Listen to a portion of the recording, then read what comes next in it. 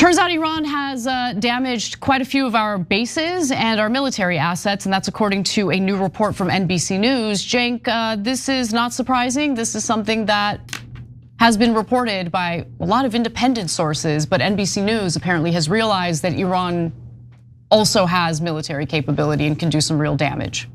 Yeah, there's two parts of the story that I find interesting. One is the extent of the damage that they did, including some things that were unprecedented in recent years, which maybe you're tracking it better than I am, Anna, but I was surprised by the level of damage that they had done, which we'll share with you guys in a second. And then secondarily, I was surprised by how much of Iran's military still exists.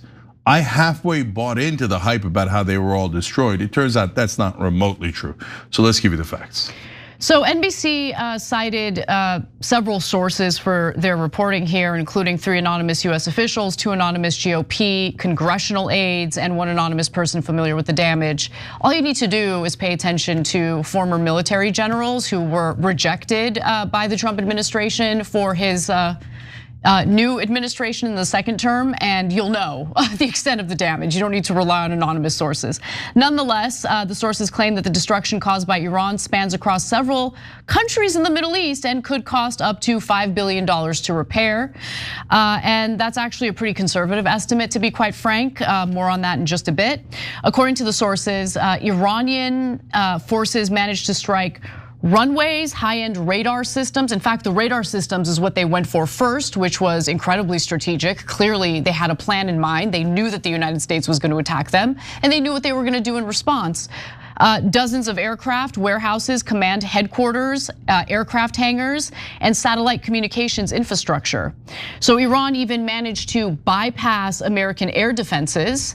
So early in the war, an Iranian F-5 fighter jet bombed the US base Camp Buring in Kuwait, despite the base having air defenses, a rare breach that marked the first time an enemy fixed wing aircraft has struck an American military base in years. So since Iran does not have the capability to strike the United States, their plan, once the US struck them and started this war, was to strike US bases in the Gulf region, and that's exactly what they did. Now, these Gulf countries were under the impression that if they host US military bases, that means that it's going to bolster their security. Oops, well, that didn't happen. In fact, at the very start of the war, Trump said, and he literally said this out loud, that he was surprised that Iran struck US military bases. Could it be because Iran showed a great deal of restraint following previous US attacks on their country? Probably, but you play stupid games, you win stupid prizes. And so now the real question is whether or not these Gulf countries would even be willing to host US military bases should the US government decide to rebuild those bases. But let me continue with more of the damage. So the $5 billion price tag that I had referenced earlier does not include the cost of fixing some equipment like the radar and aircraft that was destroyed, which is gonna cost a lot of money.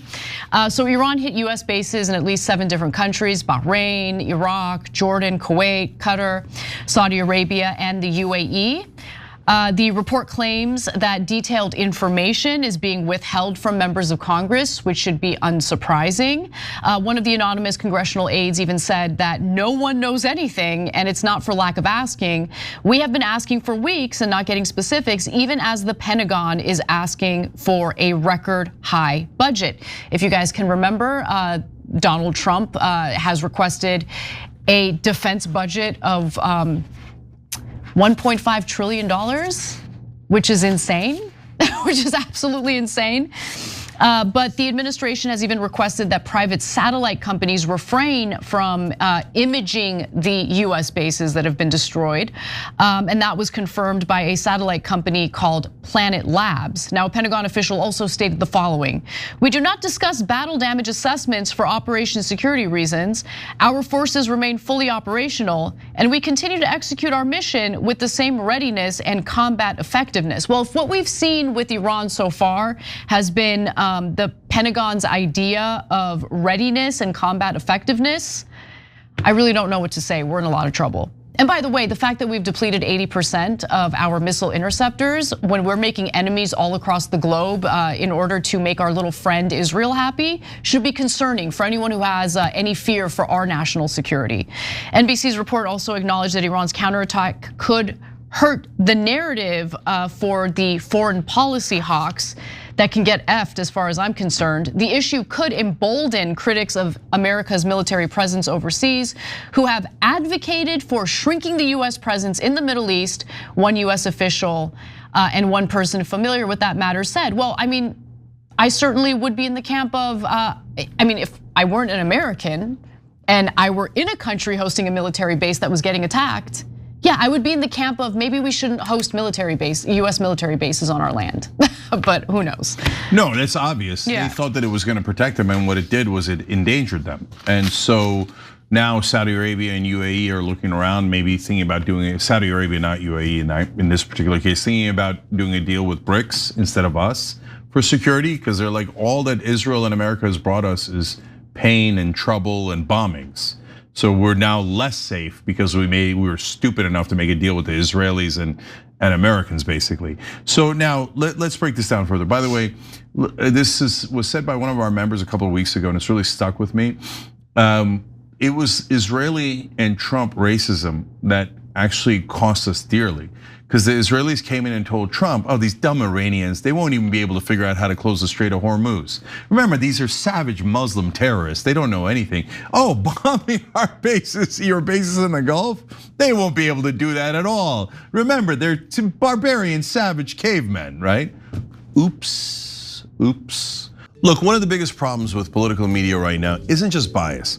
It's how quickly the same story gets spun into two completely different realities, depending on who's telling it. That's why I recommend Ground News. It's a website and app that pulls together reporting from across the political spectrum so you can compare how the same story is being covered, who's covering it, and what kind of narrative they're pushing. Now take this story about Pete Hegseth refusing to rule out US troops on the ground in Iran. On Ground News, you can immediately see how differently outlets frame that same development. The Daily Signal downplays the danger by stressing that this isn't Iraq and that the war won't be endless. Meanwhile, NBC focuses on the important part, that Hegseth would not rule out American boots on the ground in Iran. Same story, two completely different realities. And Ground News makes that obvious right away. You can compare headlines side by side, see the bias distribution of the coverage, check the factuality ratings of the sources, and even see who owns the outlets behind the reporting. That matters because once you understand how stories are being framed, you start to see how public consent gets manufactured. Ground News also has a blind spot feed that highlights stories that one side of the political spectrum is barely covering. So you're not just trapped inside the version of the world your algorithm wants to feed you. If you're tired of being fed somebody else's narrative, I genuinely recommend Ground News. Go to ground.news/TYT or scan the QR code. Using our link gets you 40% off the Ground News Vantage plan. And you could also gift a subscription directly through Ground News. So I don't know if you know this, but the Persian culture has been around 200 times longer than America has. That's a lot, okay? So, no, sorry, 20. 250 years to 5,000 years. But no, they know things. They're not, oh, me, ooga booga, like the Israelis want you to believe. And so it turns out, not only have they done massive damage, let me just add on to what Anna said. Yeah, the 5 billion number is a joke because it doesn't include all the radar. We lost apparently dozens of planes. Dozens of planes. What happened to we have total control over their airspace? No, apparently we don't because our planes keep getting shot down. Okay, apparently 3/4 of Iran's air force still exists. So the whole thing of like, they don't have an air force anymore, not true. No, they've totally been obliterated. Yeah, F-5 jet of Iran, as Anna told you, gets past our security and bombs a US base. First time that's happened in years and years and years, right? So apparently their pilots are pretty good and their Air Force still exists. The fast boats are obliterating us in the Strait of Hormuz. They still have plenty of fast boats.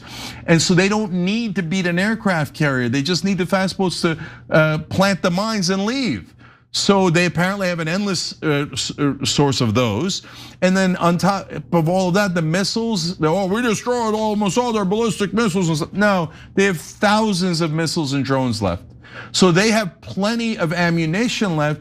They don't have the giant ships and planes we have, but they don't need them. But Trump, being like the lowest IQ leader that any country has ever had, was like, our button is bigger than theirs. Our ships are bigger than theirs. Yeah, but brother, Goliath was bigger than David, but the slingshot made a bit of a difference, right? So you've got to calculate, hey, I wonder what that slingshot can do. But apparently everyone in our government is a bunch of morons who are like, it'll be easy against the stupid Muslim savages. Oh no! Well, what happened? What happened, you idiots? Now the entire world economy is in danger, let alone all the people who have been killed by this totally needless war, right?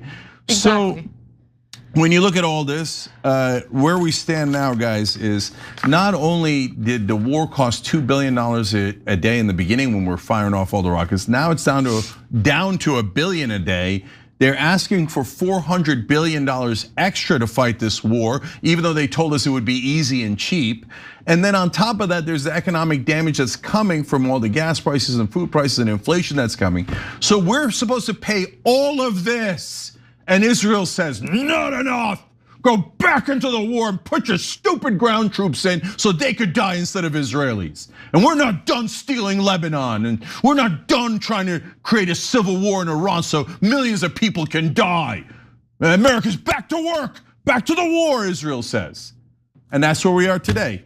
We're now apparently beholden to our overlords in Israel who demand compliance and that we pay every price there is. So we've lost men, we've lost aircraft, we've lost a significant amount in our military, and finally, 80% of our defensive missiles have already been used up. And Israel says, we don't care, send your ships into the Gulf. And you know why? Because if Iran sinks one of our ships, we're gonna be super angry and we're gonna stay in the war longer. So Israel's like, please, I wonder, Anna, now this is getting over the top. But a lot of people are worried about false flags and like a USS Liberty type situation. Oh, how dare you mention facts? Yeah, I don't know what could happen, but I'll tell you what, if somebody hits one of our ships, we should ask a million questions about how that happened, okay? Yeah, we won't, but it's okay. Yes, but our press will of course say, oh no, anyone asking questions of the government is an anti-Semite and we should all bow our heads. Back to the mines, Americans. You haven't done enough war for Israel yet. Right? So that's where we are now, and we're all totally and utterly screwed. This damage, if the war continues, this damage will later be seen as the tip of the iceberg. And the iceberg is going to be a disaster of epic proportions. Every time you ring the bell below, an angel gets his wings. Totally not true, but it does keep you updated on our live shows.